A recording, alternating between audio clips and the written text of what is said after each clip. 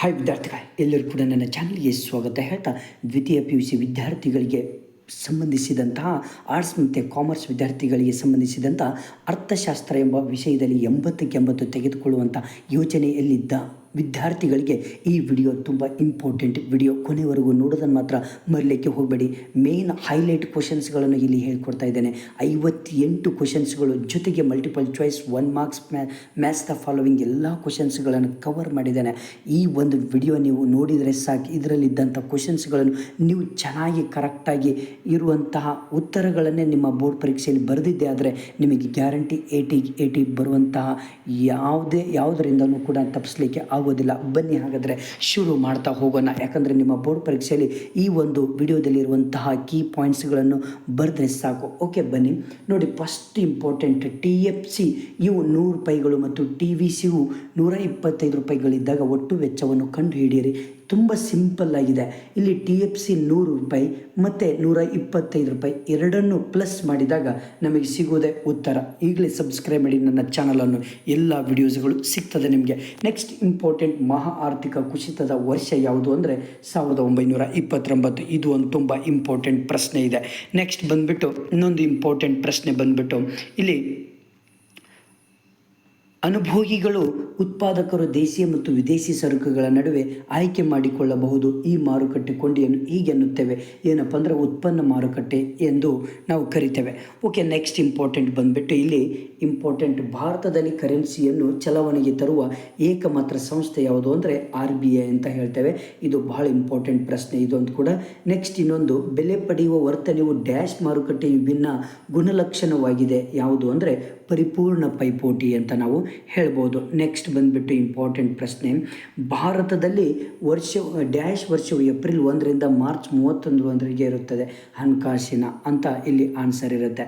ಇವು ಹೊಂದಿಸಿ ಬರೆಯಿದೆ ಅಲ್ವಾ, ಇವೆಲ್ಲವೂ ಕೂಡ ನೀವು ಕರೆಕ್ಟಾಗಿ ಹೈಲೈಟ್ ಕ್ವಶನ್ಸ್ ಯಾವುದು ಅಂದರೆ M3 ಮತ್ತು M4 ಏನೆಂದು ಕರಿತೇವೆ ಅನ್ನೋದು ತುಂಬ ಇಂಪಾರ್ಟೆಂಟ್. ವಿಶಾಲ ಹಣ ಎಂದು ನಾವು ಕರಿತೇವೆ. ಇದು ಬಹಳ ಇಂಪಾರ್ಟೆಂಟ್ ಪ್ರಶ್ನೆ. ಕೂಲಿ ದರ ಇದೊಂದು ಪ್ರಶ್ನೆ ಇಂಪಾರ್ಟೆಂಟ್ ಇರುತ್ತೆ. ಇವು 2 ಕ್ವಶನ್ಸ್ಗಳು ಇದರಲ್ಲಿ ಹೈಲೈಟ್ ಕ್ವಶನ್ಸ್ಗಳು. ನೆಕ್ಸ್ಟ್ 1 ಅಂಕದ ಒಂದು ಪ್ರಶ್ನೆಯಲ್ಲಿ ಹೈಲೈಟ್ ಕ್ವಶನ್ ಯಾವುದು ಅಂದರೆ CPI ವಿಸ್ತರಿಸಿ ಅಂತ ಹೇಳ್ತಾರೆ.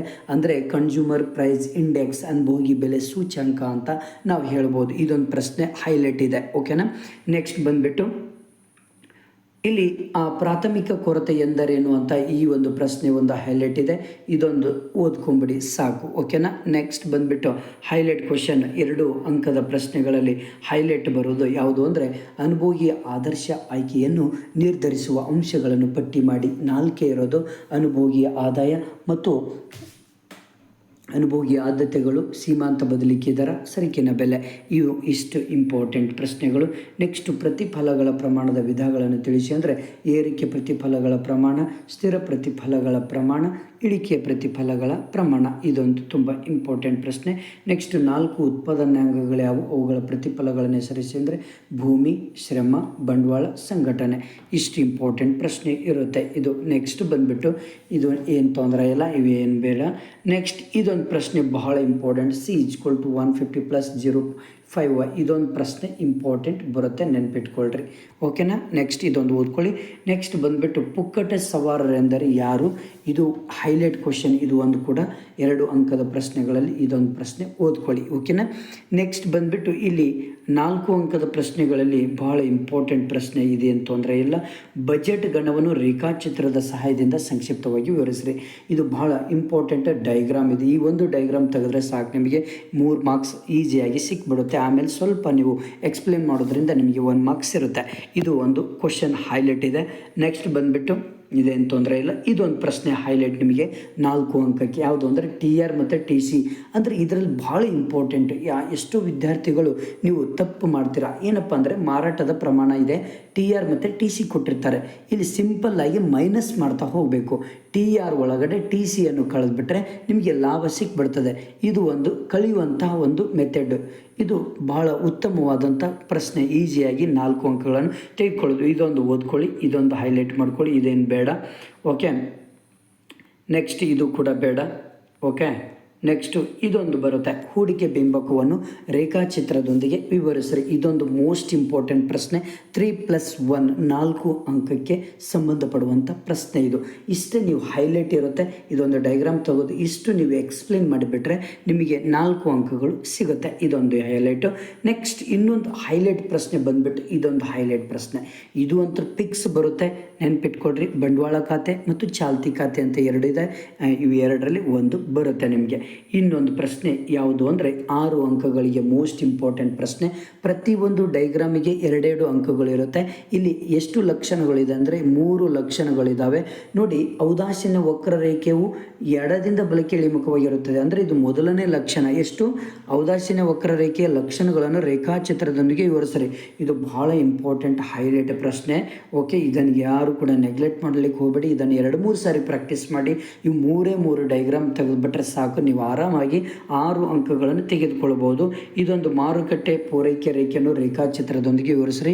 ಇದೊಂದು ಪ್ರಶ್ನೆ ಬರುತ್ತೆ ನಿಮಗೆ, ನೆನ್ಪಿಟ್ಕೊಳ್ಳಿ. ನೆಕ್ಸ್ಟ್ ಬಂದುಬಿಟ್ಟು ಇದು ಬಹಳ ಇಂಪಾರ್ಟೆಂಟ್ ಹೈಲೈಟ್ ಪ್ರಶ್ನೆ. ಇದನ್ನು ಫುಲ್ ಪ್ರಾಕ್ಟೀಸ್ ಪ್ರತಿಯೊಬ್ಬರು ಮಾಡಲೇಬೇಕಾಗುತ್ತೆ. 6 ಅಂಕಗಳು ನಿಮ್ಮ ಜೇಬಲ್ಲಿ ಇದ್ದಂಗೆ. ಓಕೆನಾ, ಇದು ಇಷ್ಟು ಇಂಪಾರ್ಟೆಂಟ್ ಪ್ರಶ್ನೆಗಳು ಇರುತ್ತೆ. ನೆಕ್ಸ್ಟ್ ಇಂಪಾರ್ಟೆಂಟ್ ಪ್ರಶ್ನೆ ಯಾವುದು ಅಂದರೆ ನೋಡಿ ಇಲ್ಲಿ, ನೆಕ್ಸ್ಟ್ ಇಂಪಾರ್ಟೆಂಟ್ ಪ್ರಶ್ನೆ 5 ಅಂಕದ್ದು ಹೋಗೋಣ. ಇವಾಗ 5 ಅಂಕದ ಪ್ರಶ್ನೆ ತುಂಬ ಇಂಪಾರ್ಟೆಂಟ್. ಇದು TPL ಮತ್ತು MPL ಮತ್ತು APLಗಳನ್ನು ಕೊಟ್ಟಿರ್ತಾರೆ. ಬಹಳ ಇಂಪಾರ್ಟೆಂಟ್ ಪ್ರಶ್ನೆಗಳು ಇದೊಂದು ಕೊಟ್ಟಿರ್ತಾರೆ. QD ಆ್ಯಂಡ್ QS ಕೂಡ ಕೊಟ್ಟಿರ್ತಾರೆ. ಇಲ್ಲಿ ಡೈಗ್ರಾಮ್ ಇರುತ್ತೆ. ಇಷ್ಟು ಇಂಪಾರ್ಟೆಂಟ್ ಪ್ರಶ್ನೆ. ಇನ್ನೊಂದು ಇದರಲ್ಲಿ ಇದೊಂದು ಬರುವಂಥ ಚಾನ್ಸಸ್ ಇರುತ್ತೆ, ಯಾಕಂದರೆ ಇದು ಕೂಡ ಬಹಳ ಇಂಪಾರ್ಟೆಂಟ್ ಪ್ರಶ್ನೆ ಇದು ಕೂಡ. ಓಕೆನಾ, ನೆಕ್ಸ್ಟ್ ಇಂಪಾರ್ಟೆಂಟ್ ಪ್ರಶ್ನೆ ನೆಕ್ಸ್ಟ್ ಮೋಸ್ಟ್ ಇಂಪಾರ್ಟೆಂಟ್ ಪ್ರಶ್ನೆ ಇದು ಒಂದಿದೆ ನೋಡಿ. ಕಾಬ್ ಡಗ್ಲಾಸ್ ಉತ್ಪಾದನಾ ಬಿಂಬಕ ಯಾವುದು? ಇದು ಬಹಳ ಇಂಪಾರ್ಟೆಂಟ್ ಪ್ರಶ್ನೆ ಇದು ಒಂದು. ನೆಕ್ಸ್ಟ್ ಇನ್ನೊಂದು ಇಂಪಾರ್ಟೆಂಟ್ ಮಲ್ಟಿಪಲ್ ಚಾಯ್ಸಲ್ಲಿ ಇಂಪಾರ್ಟೆಂಟ್ ಯಾವುದು ಅಂದರೆ ಇದೊಂದು ಬರಬಹುದು. ಪೂರ್ಣ ಉದ್ಯೋಗ ಮಟ್ಟದ ಪರಿಸ್ಥಿತಿಯಲ್ಲಿ ಬೇಡಿಕೆಯು ಲಭ್ಯವಿರುವ ಉತ್ಪನ್ನಕ್ಕಿಂತ ಅಧಿಕವಾದಾಗ ಉಂಟಾಗುವ ಸನ್ನಿವೇಶ ಯಾವುದು? ಇದೊಂದು ಅತಿ ಪ್ರಸರಣ ಅಂತ ಹೇಳ್ಬೋದು. ಇದು ಒಂದು ಪ್ರಶ್ನೆ, ಓದ್ಕೊಳ್ಳಿ ಚೆನ್ನಾಗಿ. ನೆಕ್ಸ್ಟ್ ಇಲ್ಲಿ ಫಿಲ್ ಇನ್ ದ ಬ್ಲ್ಯಾಂಕ್ಸಲ್ಲಿ ಇಂಪಾರ್ಟೆಂಟ್ ಯಾವುದು ಅಂದರೆ ಇದು ಮಾತ್ರ ಸಂಪನ್ಮೂಲಗಳ ಕೊರತೆಯು ಡ್ಯಾಶ್ ಸಮಸ್ಯೆಯನ್ನು ಹುಟ್ಟುಹಾಕುತ್ತದೆ. ಇದೊಂದು ಪ್ರಶ್ನೆ ಬರುತ್ತೆ. M1 ಮತ್ತು M2ಗಳನ್ನು ಡ್ಯಾಶ್ ಎಂದು ಕರಿತೇವೆ, ಸಂಕುಚಿತ ಹಣ. ಒಂದು ವೇಳೆ M3 ಮತ್ತು M4 ಅದು ವಿಶಾಲ ಹಣ ಅಂತ ನಾವು ಕರಿತೇವೆ. ಓಕೆ, ನೆಕ್ಸ್ಟ್ ಬಂದುಬಿಟ್ಟು ಇಲ್ಲಿ ಇಂಪಾರ್ಟೆಂಟ್ ಇನ್ನೊಂದು, ಕಂದಾಯ ಕೊರತೆ = ಕಂದಾಯ ವೆಚ್ಚ, ಕಂದಾಯ ಸ್ವೀಕೃತಿಯಾಗಿರುತ್ತೆ. ನೆನ್ಪಿಟ್ಕೊಳ್ಳಿ, ಇದೊಂದು ಪ್ರಶ್ನೆ ಹೈಲೈಟ್ ಕ್ವಶನ್ ಇದು. ಓಕೆ, ಇದು ಆಡಮ್ ಸ್ಮಿತ್ ಇದೊಂದು ಬರುತ್ತೆ, ಇದೊಂದು ಬರುತ್ತೆ. ಇವು 2 ತುಂಬ ಇಂಪಾರ್ಟೆಂಟ್, ತಪಸ್ಸಿಲು ಪಟ್ಟಿ. ಇವು 3 ಮಾತ್ರ ಭಾಳ ಇಂಪಾರ್ಟೆಂಟ್ ಪ್ರಶ್ನೆಗಳು. ಹೊಂದಿಸಿ ಬರೆಯರಲ್ಲಿ ಇದು ಬಂದೇ ಬರುತ್ತೆ. ಆಡಮ್ ಸ್ಮಿತ್ ಯಾವಾಗಲೂ ಕಾಣದ ಕೈ ಕಾರ್ಯಾಚರಣೆ, ಇದು ಈ ಚಿಹ್ನೆ ಇದೆ ಅಲ್ವಾ, ಇದು TR - TC ಅಂತ. ತಪಸ್ಸಿಲು ಪಟ್ಟಿ ದಾಸ್ತಾನಿನ ಚಲಕ. ಓಕೆನಾ, ನೆಕ್ಸ್ಟ್ ಬಂದುಬಿಟ್ಟು ಇಲ್ಲಿ ನೋಡ್ಕೊಳ್ಳಿ, 1 ಮಾರ್ಕ್ಸಲ್ಲಿ ಇಂಪಾರ್ಟೆಂಟ್ ಯಾವುದು ಬರಬಹುದು ಅಂದರೆ ಬೇಡಿಕೆ ಎಂದರೇನು ಅಂತ ಬರುತ್ತೆ. ನೆನ್ಪಿಟ್ಕೊಳ್ಳಿ, ಒಬ್ಬ ಅನುಭೋಗಿಯು ತನ್ನ ನಿರ್ದಿಷ್ಟ ಆದಾಯ ಮತ್ತು ಸರಕುಗಳ ಬೆಲೆಯಲ್ಲಿ ಕೊಂಡುಕೊಳ್ಳಲು ಬಯಸುವ ಮತ್ತು ಸಾಮರ್ಥ್ಯವಿರುವ ಸರಕುಗಳ ಪ್ರಮಾಣವನ್ನು ಬೇಡಿಕೆ ಎಂದು ನಾವು ಕರಿತೇವೆ. ಓಕೆನಾ, ಇದೊಂದು ಬರುತ್ತೆ ಹೈಲೈಟ್ ಕ್ವಶನ್ ಇದು. ನೆನ್ಪಿಟ್ಕೊಳ್ಳಿ, ಯಾರು ಕೂಡ ನೆಗ್ಲೆಕ್ಟ್ ಮಾಡಲಿಕ್ಕೆ ಹೋಗಬೇಡಿ. ರಫ್ತುಗಳ ಅರ್ಥ ನೀಡಿ, ಇದು ಏನು ಬರೋದಿಲ್ಲ, ಏನು ಓದಲಿಕ್ಕೆ ಹೋಗಬೇಡಿ. ಓಕೆನಾ, ನೆಕ್ಸ್ಟ್ ಬಂದುಬಿಟ್ಟು ಪ್ರಶ್ನೆ ಇಲ್ಲಿ ನೋಡಿ, FRBMA ವಿಸ್ತರಿಸಿ ಅಂದರೆ fiscal responsibility and budget management. ಇದು ಕೂಡ ಭಾಳ ಇಂಪಾರ್ಟೆಂಟ್ ಪ್ರಶ್ನೆ, ಇದೊಂದು ಪ್ರಶ್ನೆ ಬರುತ್ತೆ. ಓಕೆನಾ, ನೆಕ್ಸ್ಟ್ ಬಂದುಬಿಟ್ಟು 2 ಅಂಕಕ್ಕೆ ಸಂಬಂಧಪಡುವಂಥ ಪ್ರಶ್ನೆ ಇದು ನೋಡಿ. ಅನುಭೋಗಿಯ ವರ್ತನೆಯನ್ನು ವಿವರಿಸುವ 2 ವಿಧಾನಗಳನ್ನು ಹೆಸರಿಸಿ. ಇದೊಂದು ಪ್ರಶ್ನೆ. ಓಕೆ, ಇದೊಂದು ಬರುತ್ತೆ. ಇವು 2 ಓದ್ಕೊಳ್ಳಿ ಸಾಕು. ಓಕೆನಾ, 2 ಅಂಕಕ್ಕೆ ಸಂಬಂಧಪಡುವಂಥದ್ದು. ಮತ್ತು ನಿಮ್ಗೆ ಇನ್ನೊಂದು GDP, ನೈಜ GDP ₹1,100 ಮತ್ತು ನಾಮಮಾತ್ರ GDP 1,650. ಆದರೆ GDP ಹಣ ಪ್ರಸರಣಕವನ್ನು ಲೆಕ್ಕ ಮಾಡಿ, ಇದು ಭಾಳ ಇಂಪಾರ್ಟೆಂಟು. ಇದು ಕೂಡ ಒಂದು ಪ್ರಾಕ್ಟೀಸ್ ಮಾಡಲೇಬೇಕು. ಇದೊಂದು ಪ್ರಶ್ನೆ ಬರುತ್ತೆ. ಓಕೆನಾ, ನೆಕ್ಸ್ಟ್ ಬಂದುಬಿಟ್ಟು ಹಣದ ಯಾವುದಾದ್ರೂ 2 ಕಾರ್ಯಗಳು, ಯಾವ್ದು ಬೇಕಾದರೂ ಬರಿಬೋದು 4ರಲ್ಲಿ, ಯಾವುದಾದ್ರೂ 2 ಬರೀರಿ. ಇದೊಂದು ಹೈಲೈಟ್ ಪ್ರಶ್ನೆ. ನೆಕ್ಸ್ಟ್ ಇನ್ನೊಂದು ಹೈಲೈಟ್ ಪ್ರಶ್ನೆ ಬರುತ್ತೆ ನಿಮಗೆ, ಹೂಡಿಕೆ ಗುಣಕದ ಅರ್ಥವನ್ನು ನೀಡಿ ಮತ್ತು ಅದರ ಸೂತ್ರವನ್ನು ಬರೀರಿ. ಇದೊಂದು ಹೈಲೈಟ್ ಪ್ರಶ್ನೆ ಬರುತ್ತೆ. ಓಕೆನಾ, ನೆಕ್ಸ್ಟ್ ಬಂದುಬಿಟ್ಟು ಇಲ್ಲಿ ಇದೊಂದು ಪ್ರಶ್ನೆ ಅಂತ ಹೇಳಿದ್ದಾರೆ. ಇದು ತುಂಬ ಇಂಪಾರ್ಟೆಂಟ್, 4 ಅಂಕಕ್ಕೆ. ಉತ್ಪಾದನಾ ಸಾಧ್ಯತಾ ಗಡಿಯನ್ನು ಸಂಕ್ಷಿಪ್ತವಾಗಿ ವಿವರಿಸ್ರಿ. ಇದು ಕೂಡ ಇಂಪಾರ್ಟೆಂಟ್ ಪ್ರಶ್ನೆ, 4 ಅಂಕಕ್ಕೆ. ನೆನ್ಪಿಟ್ಕೊಳ್ಳಿ, ಭಾಳ ಅಂದರೆ ಭಾಳ ಇಂಪಾರ್ಟೆಂಟ್ ಪ್ರಶ್ನೆ ಇದೊಂದು. ನೆಕ್ಸ್ಟ್ ಬಂದುಬಿಟ್ಟು ಔದಾಸೀನ್ಯ ನಕ್ಷೆಯನ್ನು ರೇಖಾಚಿತ್ರ ಅಂದರೆ ವಕ್ರರೇಖೆ, ಇದೇನು ತೊಂದರೆ ಇಲ್ಲ, ಓದಲಿಕ್ಕೆ ಹೋಗಬೇಡಿ. ಬಜೆಟ್ ರೇಖೆ ಇಳಿಜಾರಿನ ನಿಷ್ಪತ್ತಿ, ಇದು ಬರೋದು ಡೌಟ್. ಇದು ಒಂದು ಓದಲಿಕ್ಕೆ ಹೋಗಬೇಡಿ, ಏನು ತೊಂದರೆ ಇಲ್ಲ. ಸೂಕ್ಷ್ಮ ಅರ್ಥ ಮತ್ತು ಸಮಗ್ರ ಅರ್ಥಶಾಸ್ತ್ರ ಇದು ಬಂದರೂ ಬರ್ಬೋದು, ಇದು ಓದಲಿಲ್ಲ ಅಂದರೆ ನಡೀತದೆ, ಏನು ತೊಂದರೆ ಇಲ್ಲ. ಬಟ್ ಇಲ್ಲಿ ಹೈಲೈಟ್ ಇದೆ ನೋಡಿ, ಭಾರತೀಯ ರಿಸರ್ವ್ ಬ್ಯಾಂಕಿನ ಕಾರ್ಯಗಳನ್ನು ಸಂಕ್ಷಿಪ್ತವಾಗಿ ವಿವರಿಸ್ರಿ. ಇದು ಮೋಸ್ಟ್ ಇಂಪಾರ್ಟೆಂಟ್, ಇದು ಬಂದೇ ಬರುತ್ತೆ. ಓಕೆನಾ, ಇದೊಂದು ಓದ್ಕೊಳ್ಳಿ. ನೆಕ್ಸ್ಟ್ ಬಂದುಬಿಟ್ಟು ಇದೊಂದು ಪ್ರಶ್ನೆ ಮೋಸ್ಟ್ ಇಂಪಾರ್ಟೆಂಟ್, ಇದು 4 ಅಂಕಕ್ಕೆ ಬರುವಂಥ ಕ್ವಶನ್, ಇದು ಹೈಲೈಟ್ ಕ್ವಶನ್. ಇಷ್ಟು ಬರೆದ್ಬಿಟ್ರೆ ಸಾಕು, ನೀವು ಇದಕ್ಕೆ 2 ಮತ್ತು ಇದಕ್ಕೆ 2 ಅಂಕಗಳು ಸಿಗುತ್ತೆ ನಿಮಗೆ. ಓಕೆನಾ, ನೆಕ್ಸ್ಟ್ ಬಂದುಬಿಟ್ಟು ಚಾಲ್ತಿ ಖಾತೆ, ಅಲ್ಲಿ ಬಂಡವಾಳ ಖಾತೆ ಮತ್ತು ಚಾಲ್ತಿ ಖಾತೆ ಎರಡೂ ಕೂಡ ಭಾಳ ಇಂಪಾರ್ಟೆಂಟ್ ಪ್ರಶ್ನೆಗಳು, ಇದೊಂದು ಓದ್ಕೊಂಬಿಡಿ. ನೆಕ್ಸ್ಟ್ ಬಡ್ಡಿ ದರ ವ್ಯತ್ಯಾಸ ವಿನಿಮಯ ದರವನ್ನು ಹೀಗೆ, ಇದು ಏನು ತೊಂದರೆ ಇಲ್ಲ, ಇದು ಓದಲಿಕ್ಕೆ ಹೋಗಬೇಡಿ. ಇದು ಭಾಳ ಇಂಪಾರ್ಟೆಂಟ್, 6 ಅಂಕಗಳಿಗೆ ಇಳಿಮುಖ ಸೀಮಾಂತ ತುಷ್ಟಿಗುಣ ನಿಯಮವನ್ನು ನೀವು ಬರೀಲೇಬೇಕು, ಇದನ್ನು ಪ್ರಾಕ್ಟೀಸ್ ಮಾಡಲೇಬೇಕು. ಭಾಳ ಇಂಪಾರ್ಟೆಂಟ್ ಪ್ರಶ್ನೆ, ನೆನ್ಪಿಟ್ಕೊಳ್ಳಿ. ಓಕೆನಾ, ನೆಕ್ಸ್ಟ್ ಬಂದುಬಿಟ್ಟು ಇಂಪಾರ್ಟೆಂಟ್ ಯಾವುದು ಅಂದರೆ ಇದು ಕೂಡ ಭಾಳ ಇಂಪಾರ್ಟೆಂಟ್, ವಿವಿಧ ಅಲ್ಪಾವಧಿ ವೆಚ್ಚಗಳನ್ನು ವಿವರಿಸ್ರಿ. ಇದೊಂದು ಕೂಡ ಹೈಲೈಟ್ ಕ್ವಶನ್ ಇದು. ಓಕೆನಾ, ಇದೊಂದು ಸರಿಯಾಗಿ ಸ್ಟಡಿ ಮಾಡ್ಕೊಂಬಿಡಿ ಸಾಕು, ಇವು ಬಿಟ್ಟರೆ ಬೇರೆ ಯಾವುದು ಕೂಡ ಬರೋದಿಲ್ಲ ನಿಮಗೆ. ಓಕೆನಾ, ನೆಕ್ಸ್ಟ್ ಬಂದುಬಿಟ್ಟು ಇದೊಂದು ಪ್ರಶ್ನೆ ಬಟ್ ಕ್ರಿಟಿಕಲ್ ಆಗುತ್ತೆ, ಬೇಡ ಇದು ಓದ್ಕೊಳ್ಳೋದೇನು ಬೇಡ. ನೆಕ್ಸ್ಟ್ ಬಂದುಬಿಟ್ಟು ಇಲ್ಲಿ ಇಂಪಾರ್ಟೆಂಟ್ 5 ಅಂಕಗಳಿಗೆ TR ಮತ್ತು MR AR same to same. TR ಎಷ್ಟಿರುತ್ತೆ ನೋಡಿ, MR ಸೇಮ್ ಟು ಸೇಮ್ ಬಂದುಬಿಡುತ್ತೆ, ನೆನ್ಪಿಟ್ಕೊಳ್ರಿ. ಯಾಕಂದರೆ MR ಎಷ್ಟಿರುತ್ತೆ, AR ಸೇಮ್ ಇರುತ್ತೆ, ಯಾವುದೇ ರೀತಿ ಇದು ಮಾಡಲಿಕ್ಕೆ ಹೋಗಬೇಡಿ. ನೆಕ್ಸ್ಟ್ ಇದು ಕೂಡ ಹೈಲೈಟ್ ಕ್ವಶನ್, ಇದು 5 ಕಾರ್ಯಾಗಾರ ಒಂದು ಕೋಷ್ಟಕದಲ್ಲಿ ಕಾಣದ ಮೌಲ್ಯಗಳನ್ನು ಕಂಡುಹಿಡಿಯಿರಿ. ಭಾಳ ತುಂಬ ಸಿಂಪಲ್ ಇದೆ, ಇದು ಟ್ರಿಕ್ಸ್ ಇದೆ. ಓಕೆ, ಇವೆಲ್ಲವೂ ಕೂಡ ನನ್ನ ಆಲ್ರೆಡಿ ಚಾನಲಲ್ಲಿ ಇದ್ದಾವೆ, ಎಕ್ಸ್ಪ್ಲೇನ್ ಮಾಡಿಕೊಟ್ಟಿದ್ದೇನೆ ನಿಮಗೆ. ಪ್ರಾಬ್ಲಮ್ ಹೇಗೆ ಸಾಲ್ವ್ ಮಾಡಬೇಕು ಅನ್ನೋದು ಕೂಡ ಕೊಟ್ಟಿದ್ದೇನೆ, ಈಗಲೇ ಸಬ್ಸ್ಕ್ರೈಬ್ ಮಾಡಿ, ಇವೆಲ್ಲವೂ ಸಿಗ್ತದೆ ನಿಮಗೆ. ಓಕೆನಾ, ಥ್ಯಾಂಕ್ ಯು.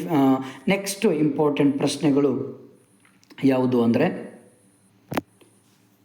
ನೆಕ್ಸ್ಟ್ ಇಂಪಾರ್ಟೆಂಟ್ ಪ್ರಶ್ನೆ ಬಂದುಬಿಟ್ಟು ಇದು ಒಂದು ಓದ್ಕೊಳ್ಳಿ. ಯಾವುದು ಅಂದರೆ ಆದಾನಗಳು ಮತ್ತು ಉತ್ಪನ್ನ ನಡುವಿನ ಕ್ರಿಯಾವಲಂಬಿ ಸಂಬಂಧವನ್ನು ಹೀಗೆಂದು ಕರೆಯುತ್ತೇವೆ, ಉತ್ಪಾದನಾ ಬಿಂಬಕ ಎಂದು ಕರಿತೇವೆ. ಇದೊಂದು ಹೈಲೈಟ್ ಕ್ವಶನ್. ಓಕೆನಾ, ನೆಕ್ಸ್ಟ್ ಬಂದುಬಿಟ್ಟು ಇದು ಯಾವುದು, ಏನು ತೊಂದರೆ ಇಲ್ಲ, ಬಯಕೆಗಳನ್ನು ತೃಪ್ತಿಪಡಿಸುವ ಸರಕಿನ ಸಾಮರ್ಥ್ಯ ತುಷ್ಟಿಗುಣ, ನೆನ್ಪಿಟ್ಕೊಳ್ಳಿ. ಮೋಸ್ಟ್ ಇಂಪಾರ್ಟೆಂಟ್ ಪ್ರಶ್ನೆ ಇದು ಒಂದು ಸರಿಯಾಗಿ ನೀವು ತಿಳ್ಕೊಳ್ಬೇಕಾಗತ್ತೆ. ನೆಕ್ಸ್ಟ್ ಪರಿಸರ ಮಾಲಿನ್ಯವು ಡ್ಯಾಶ್ ಬಾಹ್ಯತೆಗೆ ಒಂದು ಉದಾಹರಣೆಯಾಗಿದೆ, ಋಣಾತ್ಮಕ. ಇದೊಂದು ಪ್ರಶ್ನೆ ಓದ್ಕೊಳ್ಳಿ. ಓಕೆನಾ, ನೆಕ್ಸ್ಟ್ ಬಂದುಬಿಟ್ಟು ಇಲ್ಲಿ ಒಂದಿಸಿ ಬರೀರಿಯಲ್ಲಿ AR ಒಂದು ಕೇಳ್ತಾರೆ, ನೆನ್ಪಿಟ್ಕೊಳ್ಳಿ. ಬೇಡಿಕೆ ರೇಖೆ ಒಂದು ಕೇಳ್ತಾರೆ, ನೆನ್ಪಿಟ್ಕೊಳ್ಳಿ. ಇವೆರಡು ಹೈಲೈಟ್ ಕ್ವಶನ್ಸ್ಗಳಿದು ಒಂದಿಸಿ ಬರೆಯರಿಗೆ, ಬೇರೆ ಯಾವುದು ಇಲ್ಲಿ ತಲೆ ಕೆಡ್ಸ್ಕೊಳ್ಳಿಕ್ಕೆ ಹೋಗಬೇಡಿ. ನೆಕ್ಸ್ಟ್ ಬಜೆಟ್ ರೇಖೆ ಎಂದರೇನು ಅಂತ ಕೇಳ್ತಾರೆ. ಓಕೆನಾ, ಭಾಳ ಇಂಪಾರ್ಟೆಂಟ್ ಪ್ರಶ್ನೆ ಇದು ಕೂಡ. ಬಜೆಟ್ ರೇಖೆ ಎಂದರೆ ಅನುಭವಿಯು ತನ್ನ ಆದಾಯಕ್ಕೆ ಸಮನಾದ ನಿರ್ದಿಷ್ಟ ಬೆಲೆಯ 2 ಸರಕುಗಳನ್ನು ಕೊಂಡುಕೊಳ್ಳಬಹುದಾದಂತಹ ಸಂಯೋಜನೆಗಳ ರೇಖೆಯನ್ನು ಬಜೆಟ್ ರೇಖೆ ಎಂದು ನಾವು ಕರಿತೇವೆ, ನೆನ್ಪಿಟ್ಕೊಳ್ರಿ. ಇದೊಂದು ಸವಕಳಿ ಎಂದರೇನು, ಇದೊಂದು ಪ್ರಶ್ನೆ ಹೈಲೈಟ್, ಇದೊಂದು ಕೇಳ್ತಾರೆ. ನೆಕ್ಸ್ಟ್ ಪುರೋಗಾಮಿ ತೆರಿಗೆ ಅರ್ಥ ನೀಡಿ, ಇದೊಂದು ತುಂಬ ಇಂಪಾರ್ಟೆಂಟ್ ಹೈಲೈಟ್ ಕ್ವಶನ್ಸ್ಗಳು. ನೆಕ್ಸ್ಟ್ 6x2 ಇದು ಕೂಡ 2, ಏನು ತೊಂದರೆ ಇಲ್ಲ, ಬೇಡ. ಏಕತನಾತ್ಮಕ ಒಲವು ಎಂದರೇನು, ಇದೊಂದು ಪ್ರಶ್ನೆ ಭಾಳ ಹೈಲೈಟ್ ಕ್ವಶನ್. ಓಕೆನಾ, ನೆಕ್ಸ್ಟ್ ಬಂದುಬಿಟ್ಟು ಯಾವುದಾದ್ರೂ 2 ಅಲ್ಪಾವಧಿ ವೆಚ್ಚಗಳನ್ನು ಹೆಸರಿಸಿರಿ ಅಂತ ಇಲ್ಲಿ ಇಂಪಾರ್ಟೆಂಟ್ ಪ್ರಶ್ನೆ, ಇದೊಂದು ಬರಬಹುದು ಬಂದರೆ. ಓಕೆನಾ, ನೆಕ್ಸ್ಟ್ ಬಂದುಬಿಟ್ಟು ಇಲ್ಲಿ ನೋಡಿ, ನೆಕ್ಸ್ಟ್ ಇನ್ನೊಂದು ಇಂಪಾರ್ಟೆಂಟ್ ಬರಬಹುದು ಯಾವುದು ಅಂದರೆ ಇದರಲ್ಲಿ ಇದು ಒಂದು ಇಂಪಾರ್ಟೆಂಟ್ ಬರುತ್ತೆ. ಯಾವುದು ಅಂದರೆ MPCಯ ಮೌಲ್ಯವು, ಇದೊಂದು ಹೈಲೈಟ್ ಕ್ವಶನ್, ಇದೊಂದು ಓದ್ಕೊಳ್ಳಿ. ಓಕೆನಾ, ನೆಕ್ಸ್ಟು ಸಾಲವನ್ನು ನಿಯಂತ್ರಿಸುವ ಪರಿಮಾಣಾತ್ಮಕ ಸಾಧನಗಳನ್ನು ಇಲ್ಲಿ ತಿಳಿಸಿ, ಇದೊಂದು ಪ್ರಶ್ನೆ ಓದ್ಕೊಳ್ಳಿ 2 ಅಂಕಕ್ಕೆ. ನೆಕ್ಸ್ಟ್ ಬಂದುಬಿಟ್ಟು ಇಲ್ಲಿ 4 ಅಂಕಕ್ಕೆ ಸಂಬಂಧಪಡುವಂಥದ್ದು ಇದೇನು ತೊಂದರೆ ಇಲ್ಲ, ಇದು ಬರುವಂಥ ಚಾನ್ಸಸ್ ಇದೆ.